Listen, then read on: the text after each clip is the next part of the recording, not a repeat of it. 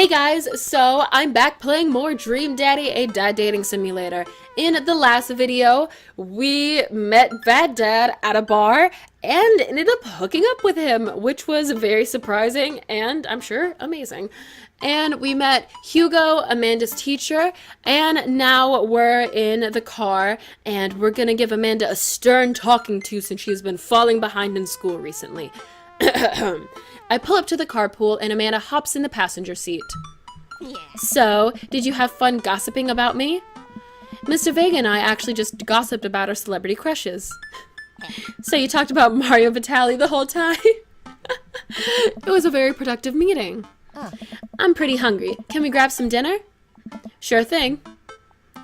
We can make something at home. Let's go to the mall food court. That's actually something I would do in real life. I love our mall's food court. I have this Thai place in my mall's food court, and I go there all the time. They know my order by now. I love them. I love mall food court. Yeah. Does that sound good to you? Yeah, sure. Why the mall? Geez, can't a dad take his daughter to the mall? Will you buy me things? I will buy you a thing. Singular. Sounds like a deal to me. We drive in silence for a short while. Amanda plays a game on her phone. I should say something. You know, sometimes when a kid gets older, they find that they have to keep things hidden from their parents. And that's okay, because sometimes that's what kids do. And that's okay. But also sometimes it's good to have the parents' perspective because, you know, maybe the parents have also dealt with similar situations. And maybe they're a little cooler than you give them credit for. Anyway, that's what I'm trying to say is that it's good to share. Love you! Have you been reading my tweets? You have a Twitter? What? Never mind. What's she been tweeting about? Look, sweetie, Mr. Vega said you hadn't been participating in class and that you're not turning things in. Oh, I'm fine, Pops. Senioritis and all that. I thought you liked Mr. Vega's class. It's fine. He's fine. We pull up to a stoplight and I eye Amanda. She's still texting. I want you to know that you can talk to me about anything. Uh-huh. I can tell that whatever it is, she doesn't want me knowing about it. That's frustrating. Aw. I heard that Emma R is going to that fancy art school in California. That's exciting. Yup. Are you bummed that you guys aren't going to the same school? Yup. Amanda keeps texting. She stifles a laugh. What's so funny? I don't think you get it. Okay. ... Who you texting? Noah. Who's Noah? Ooh, who's Noah? My friend. Does he go to your school? Yep. Do you like Noah? Hey. What? No. Dad. Ugh. I can't believe you would. Dad. I mean, jeez. I think she likes Noah. Why would you... Ugh. Gross. Sorry. Just asking. Aw. Dad, he's just my friend. Guys and girls can be friends. He's my friend.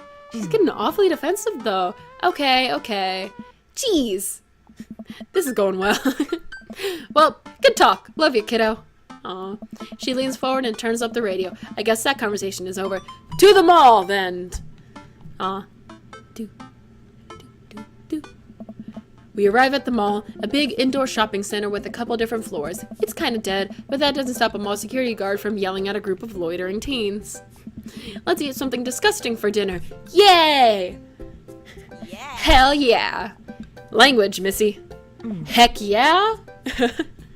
Better. We approach the food court and evaluate our options. There's greasy restaurant after greasy restaurant. My heart burns just looking at the menus. Nobody looks happy to be here. What are you in the mood for? Bread dipped in sugar? Bread with cheese on it? Or do you just want me to inject some fat directly into your bloodstream? Damn. I extend my hand to her. Would you do me the honor of sharing some nachos? I wish my mom had nachos. That'd be nice. She takes my hand with a grin. It would make me the happiest, cheesiest girl alive. We order a giant pile of chips and unnaturally orange cheese from a very unenthusiastic and possibly stoned teenager. We take a seat at a rickety table and dig in. Whoa. These are bad. These are very bad. but also strangely delicious. That's the thing with mall food. It's like, it's bad, but it's also really good. It's so weird. We have to eat through the pain. We enjoy the fluorescent cheesy goodness together until we're all out of nachos. So, something's been bothering me for a while. Can you explain memes to me? Oh my god, I can't. Can you explain memes to me? Sigh, which meme? Me too, Amanda. Oh, all the memes. Amanda sighs deeply and places her head in her hands. Dad, it's complicated. See, memes are inside jokes shared by a bunch of people that get less funny the more people do it. So the problem is that by the time a meme gets to you, Dad, all of us youths have already done the joke to death. And what's worse than that is that in movies and TV and video games will try to jump in on a meme train, but just based on how long it takes to make them, the meme will be long dead by the time it comes out. So it just dates it, and it isn't funny. That's I was about to say that's true though, but then Oliver here hits me with, oh shit, what up? That is really outdated, dude. Dad, please. Anyway, changing the subject. Where to now? Want to go to that goth store? What? Spencer's? You know, the one that's all black and tries to establish itself as an anti-establishment despite being an exact representation of the establishment? Are they talking about Hot Topic? I don't know which store you're talking about. You know, the one where you can buy chain wallets and it's basically an assault on what people fought so hard against in the punk and hardcore movements of the 70s and 80s. Dude, you gotta be more specific.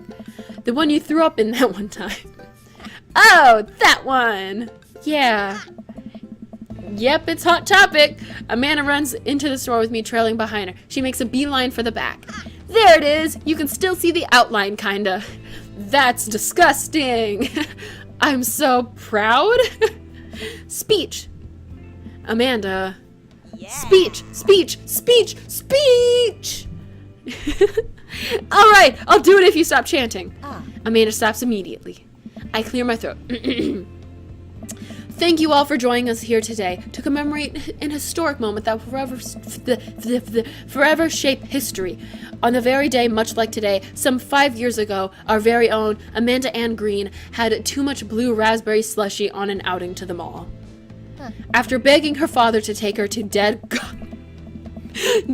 Goth and Beyond to buy rainbow suspenders, she proceeded to throw up all over a display of My Chemical Romance merchandise. Her loving father then had to pay for said merchandise, which to this day remains among our possessions. Thank you. Amanda's move. She begins clapping, slow at first, then faster and more vigorously. Several other patrons turn their heads. One of them also starts clapping. I bow my head. Oh hey, chain wallets. While Amanda busies herself to look at band t-shirts, I try to find something of interest to myself. Not much for a dad to look at in Dead Goth and Beyond. I'm taken aback by Dead Goth and Beyond. That is absolutely brilliant. That is an A-grade pun right there. Peruse the band t-shirts. Look at ironic mugs. Check the clearest band fraudsters. I personally would look at the band t-shirts. I feel like it's a dad thing to look at ironic mugs. Honestly, though. I'm suddenly stricken by existential fear. If there's only one number one dad, then why are there so many mugs here that say that? It's a conspiracy. Oh no. This whole time I thought I was the only one. Oh no. If I'm not number one, where do I place on the global dad ranking charts? I have work to do. Look, this is very important to me. It's Goth Dad! Woo! I overhear a stifled argument over at the cash register. An older gentleman is carrying a garment, showing it to a bored cashier with pink hair. I can see that. Don't know what to tell you, dude. I just work here.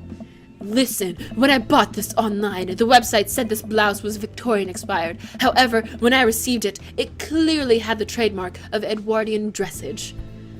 I already hate him. Do you want a coupon? I can give you a coupon. Will you leave if I give you a coupon? Is there a manager present? People have to know what they're buying. Yeah, I hate him. I hate it when people are like, no, my favorite thing is at work when someone's like, can I speak with the manager? Like, and they're asking my actual manager if they can speak with the manager. And my manager's like, man, I am the manager. It's just like, what kind of shitlord asked that? I hate that phrase. I am the manager, and she is the manager, see? I see. Well, it would seem that I have outstayed my welcome. Good day, shopkeep. Your superiors will receive a strongly worded letter by post. God, I hate it when people do that. Whatever, dude. The man whirls around and storms out. Whirls around, his literal coattails trailing behind him. I can't tell if they're Victorian expired or Edwardian in nature. Amanda trots up to me with a t-shirt in her hand. Oh boy, here it comes. Hey, Dadtron 5000. Yes, I'll buy it for you. Wow, that was easy. Thanks. That was easy. I don't have the button here. At least it's only one this time. Amanda plops the shirt onto the counter and grins at the cashier. I love your hair. The cashier says nothing and rings Amanda up, radiating hatred. I hand her a 20. So what was that guy's deal? The cashier rolls her eyes so hard I'm worried she'll pull something. That's Damien. He's in here all the time. He's obsessed with Victorian fashion or whatever. She hands Amanda her bag and it's clear the conversation is over. We make our way out of the store and head home to get some rest. Aw. Amanda and I sit on the couch trying to find something to watch over bowls of ice cream. Oh, cool. Long haul paranormal ice road ghost truckers is on. Your favorite, right? That's a hell of a name. Oh, hell yes. They have to make it over the Canadian tundra before the ice road melts, but also they're hunting ghosts. Also, the trucks are haunted. This is an episode I've already seen, but it's one of the best. Callum and Flint Dogbone, the twin brother truck driving and ghost hunting duo, find themselves in the greatest peril yet. Oh no, the ghost done got control of the truck. Okay, that's not the right voice for it. I'm terrible at voices if you guys haven't already caught on. Oh no, the ghost done got control of the truck. I can't steer on them there damn ice roads. Let me use this EVP meter and try and communicate with them spirits. Flint, we're about to die. Ah, almost got it. If you listen carefully, it sounds like it's saying, you're going to die. That's because we're about to die, you. This is art. I think they said Canadian, and I just gave them southern accents. We're gonna roll with it. The episode ends, and Amanda excuses herself to go start arguments on the internet. I stay up a little longer, curious about the exploits of Callum and Flint Dogbone and their disastrous ice road accident. Afterwards, I crawl into bed and get a good night's sleep. Huh. You can save bookmarks directly to your desktop. Cool. I'm sleeping, still sleeping, that's good. Morning, sleepyhead! 5 more minutes. You have never, ever let me have 5 more minutes, so get up. Damn. Fine. We have cereal for breakfast and spend the morning putting together furniture. Amanda is much better at interpreting the tiny manuals. We're able to put together a few shelves and one desk, but I'm pretty sure it was supposed to be a bookcase. So, you excited for the cookout today? The cookout is today! Yeah! Excited to beef up my grilling skills. If there's food, I'm excited. If there's food, I'm excited. Yes. I'm all over those terrible store-bought sugar cookies that everyone brings to parties. Yes. Yeah, those are bad. Which means there are more for me. Don't you want to meet some of the people in the neighborhood? I'll probably end up standing uncomfortably in the corner with a plate of food and hope that nobody talks to me. Dad, you're a beautiful work in progress. We will get that butterfly to emerge from the cocoon. Ooh. The social butterfly. Well, we better start getting ready. We definitely don't want to be late. Whoa. What? No, we have to be fashionably late. Who shows up to a cookout on time? You know what? We're going early. Just because you said that. You gotta be early. You gotta be early to meet all the new dads and all the new neighbors and all that good stuff. I head out the door and Amanda reluctantly follows. We walk across the street to Joseph's house with a store-bought veggie plate. I'm a terrible cook if it doesn't involve a grill. Alright. Oh, this is so nice. I guess we're not as early as we thought we were. Joseph's backyard is already packed with people, and the smell of hot dogs wafts through the air. Small children run through a sprinkler, and adults chat in small clusters. I set our veggie plate down on a table next to 2 other veggie plates. Huh. Yeah. I guess people do bring veggie plates a lot. Hey, there's Joseph. I wave to get his attention. Hi, Joseph! The moment he sees us, he jogs over, arms open wide. Aw. Welcome! I'm so glad you 2 are here. And you brought veggies. Oh. Let me introduce you to my family. Kids, come over here. This is Chris, my eldest. Hi. This is Christian and Christy. They're twins. Oh, that's creepy. They stare creepily and say nothing. Hi. Then, of course, there's our youngest. Christian. It sounds like me when I mispronounce words. Christian. Wait, where is Chris? Maybe Mary put him in his... Mary? Like, the Mary? From the bar? It is! Oh no! It's the woman from the bar the other night. What is she doing here? Oh, and how could I forget my lovely wife, Mary? Joseph pecks her on the cheek. She smiles. Little snake. Oh, Mary, sweetheart, did you put Krish to bed? I'll have to look for him. What? You'll have to... Joseph takes a moment and regains his composure. Mary, this is our new neighbor, Oliver, and his daughter, Amanda. I'd shake your hand, but I have a glass of wine that I need to tend to. I love her. I don't. Nice to, meet you, Mary, for the first time. Charmed. Well, I have to go over there now. Okay, bye. Bye! Mary leaves. Oh god, this is so awkward. I wonder if Joseph knows. I wonder if Mary knows that Joseph knows. I wonder if Joseph knows that Mary knows that I know. Ah! It takes all of my energy not to run away from the barbecue and start fresh in a new city. Ha ha ha! My wife has a wonderful sense of humor, but please, you 2 enjoy the barbecue. All the guys are really excited to meet you. Wow, I think I've actually met everybody else. Great! I bet you're excited to get to know everyone better. Hope you both enjoy yourselves. Amanda and I mill around and try some of the food spread out on the table. I pick out some deviled eggs. Amanda grabs a small paper plate and immediately begins piling it with baked goods. I don't want to have to make friends. Ugh. Come on, Dad. Who are you gonna party with when I go off to school? Robert. But I don't want to do pleasantries. Dad. They're gonna talk about the weather. Oh. Go, do it. Make a friend. But how could I possibly abandon my only child at a social function? That's bad parenting. This plate of cookies is my new dad. Bye. Damn. That's harsh. Amanda shoves me into the center of the yard. Well, here goes nothing. I look around the party and I'm surprised to see some familiar faces. Ooh, isn't that the barista from the Coffee Spoon? Oh, dang! Robert's here! Yeah! Didn't that guy throw a frisbee at my head? Isn't that the guy who was throwing a fit in Dead Gotham Beyond? Isn't that Amanda's teacher? Hey, I know Craig. But wait a second. All these people live in our cul-de-sac? That can't be right. I'd better investigate. Talk to Robert and Brian. Talk to Matt, Hugo, and Craig. Talk to Joseph and Damien Berger.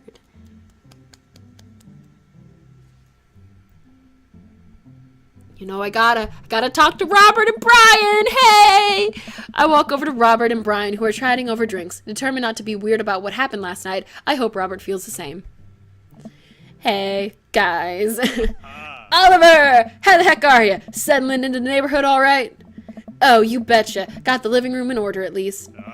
That's great to hear. I've been doing some living room work as well. Finally got the 50-inch in there. The game looks great in high def. Damn, he's still outshining us at everything. Oh boy. Oliver, have you met Robert yet? A little bit, yeah. Yes, I believe we met. Briefly. Da, da, da. Hey. Robert takes a long sip of whiskey. Robert robotically extends a hand. I shake it as he stares unblinkingly into my eyes. Oh god, what does it mean? How's it going? It's good. Robert focuses on the whiskey he's holding. He takes a long sip. Great! Look at my friends becoming friends. Us dads gotta stick together, you know? Us dads? Robert has a kid? Oh, I didn't know you had kids. Hey. Robert continues to stare at me. Jesus, does this guy ever blink? Yup. ... Oh, this is so awkward. Oh, cool, that's cool. We stand in incredibly uncomfortable silence for several moments until... We gotta get off this haunted truck! Oh no, the ghost locked the doors! Daisy and Amanda run up to us, thank God. Yes. Quick, hit the emergency escape button! But trucks don't have emergency escape buttons. Then hit the brake, I guess, and then we'll get out of the truck. This is so cute. Oh. The imaginary truck. Anyway, we're safe from the ghosts, but how will we ever survive this Arctic tundra? Daisy, you might have to eat me. Are you prepared to do that? I'm prepared to do anything to survive. Yeah, that's cold-blooded. I like that. Although I'm not sure if I have the materials required to properly cook you. Wow. Wait a second. Are you guys playing Long Haul Ice Road Paranormal Ghost Truckers? We watched the same show? Yeah. Amanda and I loved that show. It's the best, especially that episode where Callum hides Flint's keys and Flint retaliates by breaking an ancient cursed urn and spreading the spirit after him. Yeah, it's such high-quality television. All right, Daisy, I found us a couple of bugs. They're gonna make a great meal. Lots of protein. Gonna keep us from starving out here in this harsh, icy wasteland. Reading is hard. But there's a whole table of food right over there. Daisy, it's a game. We're playing pretend. It's what kids do. Live a little. Amanda gives Daisy a handful of gummy worms from the stack table. They eat them with mock disgust. Ugh. Let's go find kindling for a fire. Okay. Where'd Bad Dad go? But not an actual fire. Because we're playing pretend? Now you're getting it. Daisy and Amanda run off. What a cute couple of kids. I turn my attention back to the conversation. But wait, where did Robert go? Yeah, where did he go? Aw.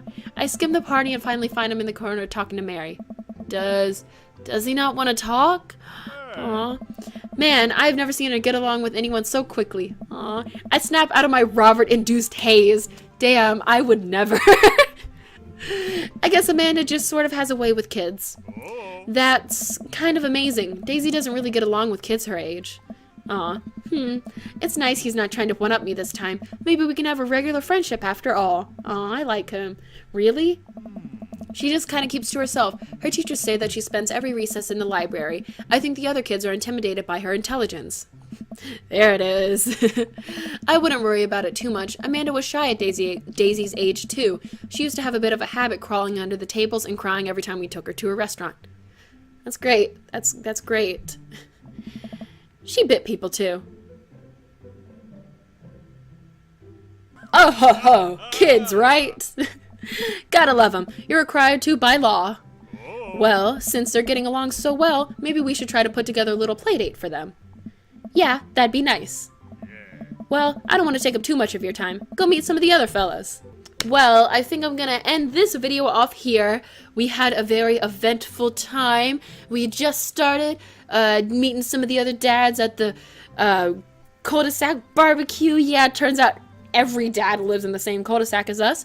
So now in the next episode, we're going to talk to Matt, Hugo, Craig, Joseph, and Damien. So thank you guys so much for watching this video. If you liked it, please leave a like. Check out Dream Daddy in the description below and subscribe to my channel for more videos like this. I'd really, really appreciate it. And hopefully I'll see you in the next video. Bye!